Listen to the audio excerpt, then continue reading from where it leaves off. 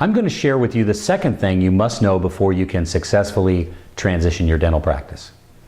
Finding the most qualified person to transition into your practice is critical to the success of the transition. Your interview process must be extensive and have significant guidelines in order to have the highest chance for success.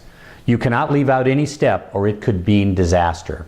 The steps would include, but would not be limited to, checking references, interviewing potential candidates both on the phone and in the office to eliminate any individual who you do not want to work in your practice or fit your philosophy. The staff should meet and work with them for no less than 1 day, checking patients and spending time in a social setting without you, the doctor, present. You will need to ask them questions that allow you to uncover personal things about each potential candidate, so that you can understand their values, their personal style, what motivates them, and how they would perform in a practice environment. There are specific questions for each series of interviews that will help you evaluate each potential candidate and provide a personal profile.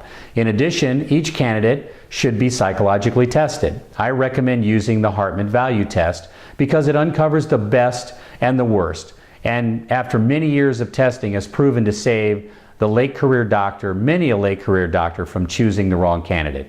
I believe it's important to understand that there are significant nuances of each aspect of hiring a partner to become an owner.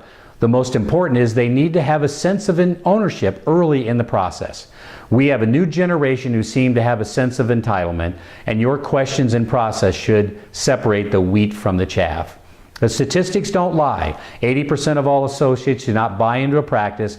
They have not been working unless from the beginning they have pre-agreed upon expectations, a written contract, or detailed plan of action of how both the young doctor and the transitioning out doctor or late career doctor can go ahead and work together.